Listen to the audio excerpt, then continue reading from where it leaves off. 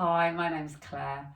I want to talk today about how you can support yourselves if you are going to be embarking on the journey of chemotherapy.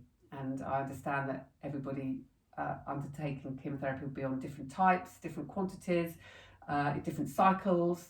But I was on quite not an extreme, but it was a high dose of two different types of chemotherapy, carboplatin and docetaxel, as well as two targeted immunotherapy drugs, Herceptin and pertuzumab, I think it's called.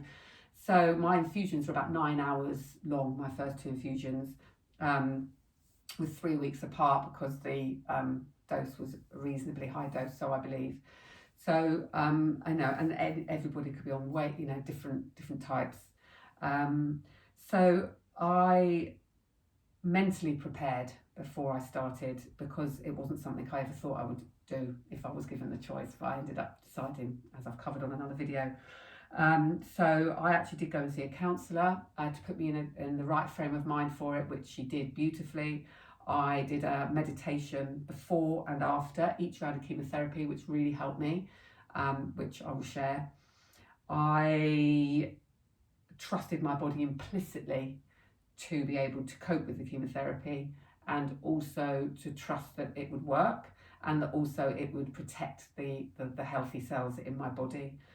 I sent my body a lot of love, so I really came from a place of love rather than fear. I literally would be walking around with pink love hearts pouring out of my boobs, and it just became a natural thing. I didn't set time aside for that. It's just what I naturally did. I can even visualize now as I'm talking to you, I would pack a suitcase for my cancer and say, just say, thanks so much for coming and showing me what I needed to learn, but I've got the message and thank you very much. And I would just pack it a suitcase and leave the suitcase.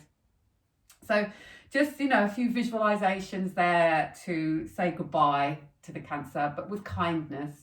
And also really sending lots of love and trust and faith to my body to be able to heal. And then a big thing I did, which really I think set me up massively, was that I detoxed for 6 weeks before I started the chemo. So as soon as I had my triple test and I could sense that the ultrasound technician said something sinister, I had 3 days of being a bit wobbly, and then I pulled it back and I started detoxing. And I think just putting your energy into something that's helping your situation is healing in itself. But yeah, so I just didn't go mad. I didn't follow anything that I had to follow, but I did cut out all added sugar, dairy. I basically had a lot of juices, salads. It was sort of September time, August, September. So it was warm, so I had loads of salads and juices mainly. Few nuts and seeds for 6 weeks, and during that time my skin improved. I lost a little bit of weight, not that I needed to lose weight, but I didn't lose it because I was not eating enough. I lost it because I felt really healthy. So by the time I started my chemo, I was feeling the healthiest I've probably have felt for years.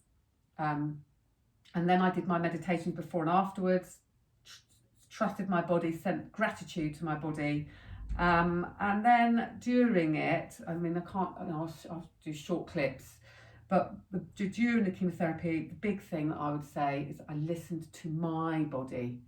So I did also read positive, inspiring books from alternative prospects and the anti-cancer diets and different supplements and herbs and all the things that are recommended. But within that, I listened to my body, and actually what I discovered is that my body wanted different things depending on what cycle I was on. So, I was on a 21-day cycle of chemotherapy. Actually, I didn't want any juices soon after I had the chemo. It didn't feel right for my body. Lentils seemed to aggravate me, so I cut out lentils.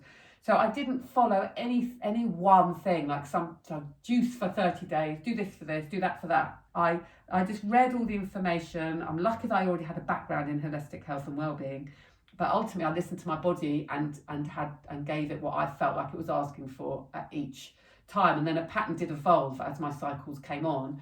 as to when I might want more substance and something I could get my teeth into, and times when I felt like I needed to completely fast, and then times when I came off juices and all supplements, and then times when I went back on them.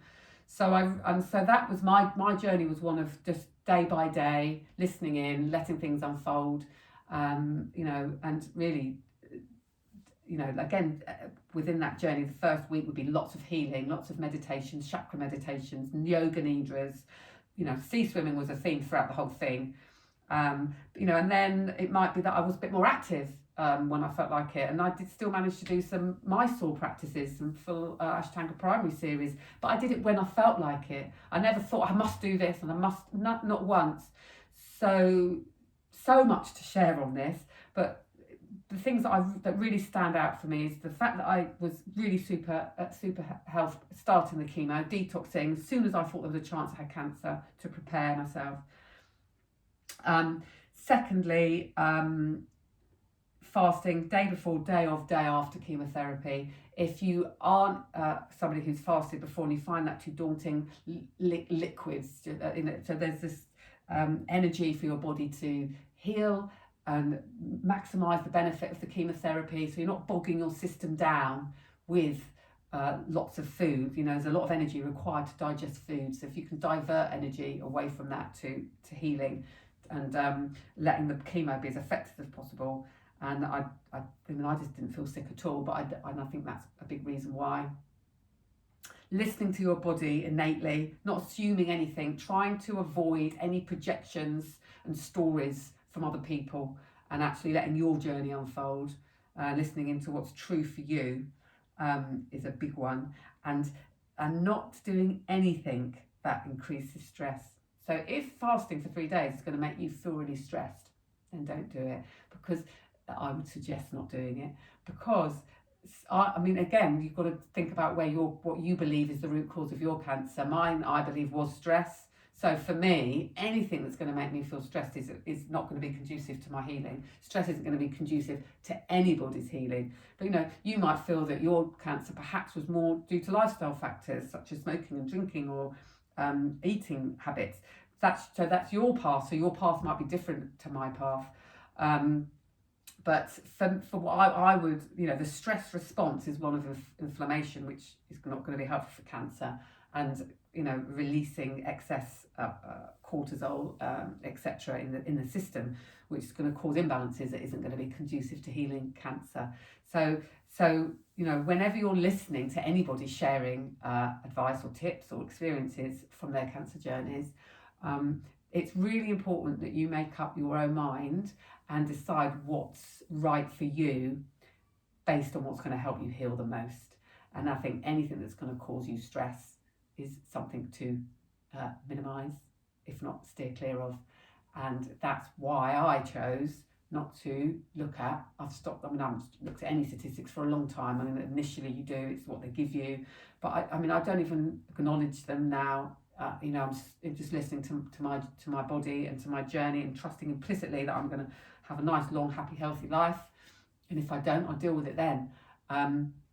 So anything, if you're reading anything that makes you feel fearful, my advice would be to stop reading it and to focus your energy on things that make you feel positive. And there's some great books I've read that have been really made me feel empowered and believe that I can really turn this into a really positive and brilliant experience.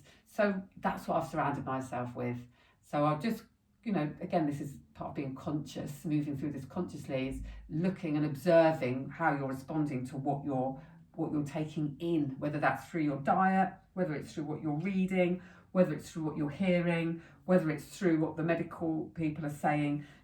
What's your truth within all of that? What's relevant for you? What's helping you on your journey, and actually what's hindering, what's not helpful?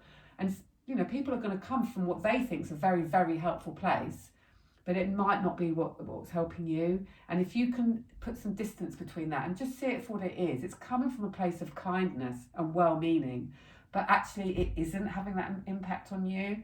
And if you can just acknowledge that and recognise that they're coming from a place of wanting to help, but actually it's not right, that's not sitting with me, and then releasing that, and then finding what is helping you.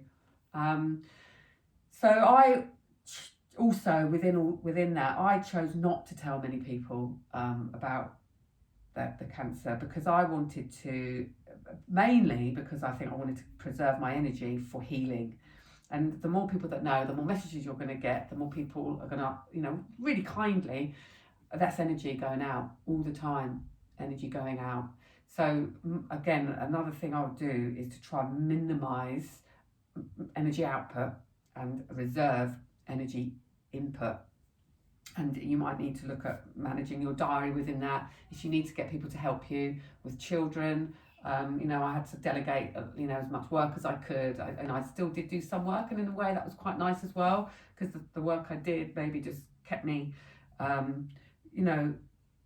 gave me some focus, but minimal. I think the idea is to have as much internal healing that can take place, and bring your energy inwards as much as you can. That would be just something that worked for me that might help you too. So many takeaways. But knowing that you have a choice. When you have a choice, you can embark on any journey with empowerment. When you're feeling empowered, you're coming from a place of truth, alignment, authenticity, and that's conducive to healing. So I hope you found this helpful. I wish you all the very, very best on your journeys, and sending lots of love.